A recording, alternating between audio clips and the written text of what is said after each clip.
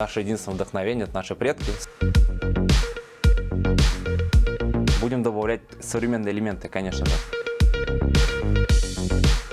Тогда уже у меня начали спрашивать после презентации, а можно ли мне тоже такое заказать, купить. Меня зовут Бай Хайруллин. Я являюсь кинорежиссером, а также видеографом, видеомейкером. И сейчас, ныне занимаюсь обувью. Ну, дизайнер пока, наверное, рановато говорит, что я прям дизайнер, потому что, в принципе, мне с дизайном пока помогает Ильгиз. А так, я больше как идейный вдохновитель Альбая.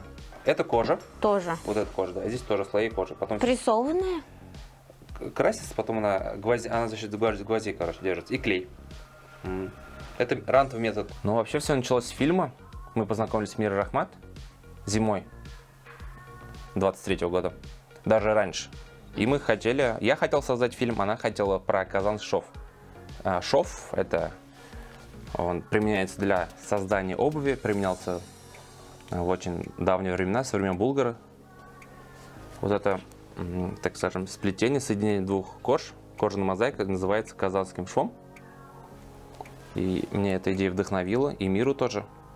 Мы так уж объединились и решили снять про этот фильм.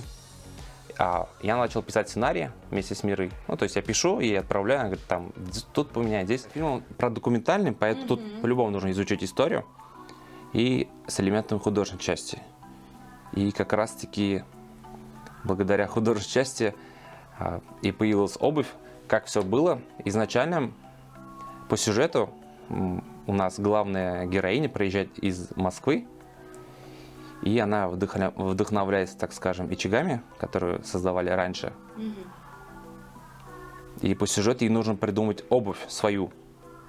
А для фильма нам же нужно его создать, сделать. Мы же не можем взять там чужой бренд, сказать, типа, вот мы для фильма взяли, для галочки, типа, вот тут снимем, потом все сбросим. Надо было что-то придумать свое. И у меня появилась идея, почему бы не сделать в монохроме, например. Ну, взять монохромы, значит, в одном цвете. Обычно делают их разноцветными, а здесь они, например, черные, с черным швом, например. И здесь также, допустим, вишневый с вишневым швом, ну, или коричневый, например. Вот таким образом я начал искать мастера, кто бы нам мог это сделать.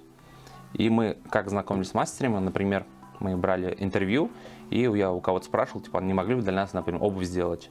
А покажите, который в вашем фильме снимался. Обувь. В принципе, все, кроме... Да, все прям. Вот это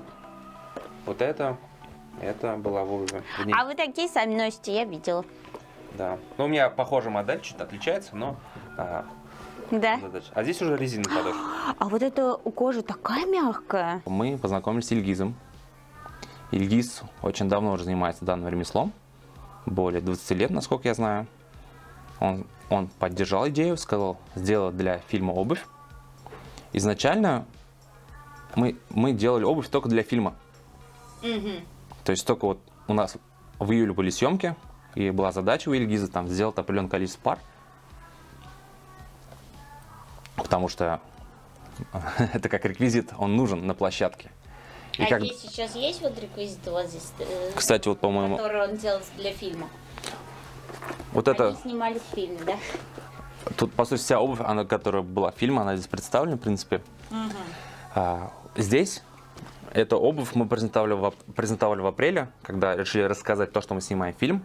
И к этому времени я уже успел познакомиться с Ильгизом и предложить ему идею. И это был 10 апреля, это был в IT-парке, я ему попросил, он сделал. И как раз тогда показали вот эту первую модель. Так, смотри, здесь вот такие вот женские лоферы, пример их. Ага. Возможно, подойдут. О, какая прелесть.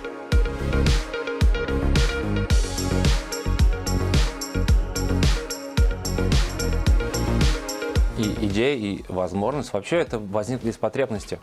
То есть, кроме фильма, еще одно направление. То есть вы захотели себе купить что-то подобное и не нашли? Да, из этой серии. Правильно? Да. Вот я одел костюм. И к нему хочется, например, что-то добавить а-ля такое традиционное, красивое. Тюбетей, да, можно, конечно, но что-то еще хочется, кроме этого. Вот я обувью вдохновился, потом, почему нет обуви именно мужской еще, например. Изначально я хотел заниматься только мужским направлением, но потом и дорогие дамы начали спрашивать, а можно ли такое сделать, например. аналогии. Я решил, ну почему бы нет, давайте делать. И Ильгиз поддержал, он сказал, да, конечно, можно сделать. Насыщу Чокляр.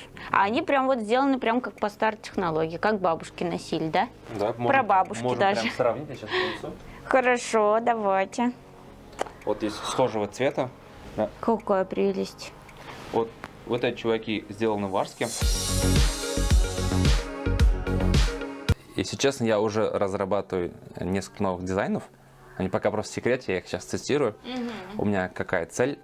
Это делать обувь, проверять на себе сначала, и потом уже для других, если я чувствую, что она удобная, реально, то выпускать. На самом деле, еще момент, то что идеи мы черпаем из старых книг. То, что, например, еще из книг берем, потому что уже то у нас делали классные вещи, в принципе, их нужно просто брать и делать более современными. А здесь цветовой подход, здесь уже более монохромия, потому что мы больше за монохром. Но мне такие тоже нравятся. Эти тоже нравятся, потому что их можно с разными Ну вот вещами эти делать. однозначно выглядят посовременнее, конечно. Я сейчас занимаюсь маркетингом больше. Он в рамках бренда, он занимается именно производством данной обуви. Производство у нас находится в Казани. А помещение, где мы сейчас с вами находимся, это у нас артель Альбай. Альбай — это имя мастера, который жил очень-очень давно, ну это по легендам, со времен Булгара еще. И мы сейчас продолжаем дело этого мастера. В честь него назвали наш артель. Даже у нас в другом месте находится производство. Здесь больше как возможность, во-первых, это примерить обувь, во-вторых, как бы еще и познакомиться с историей. Тут есть попозже будет уголочек, где будет обувь, которую раньше носили. Там, то, что в Арске производили, то, что делали до революции. Там было еще много-много было купцов. Я, конечно, прочитал в одной книге то, что в Казани было больше 40 магазинов, где продавали вот обувь с таким вот орнаментом и с казанским швом.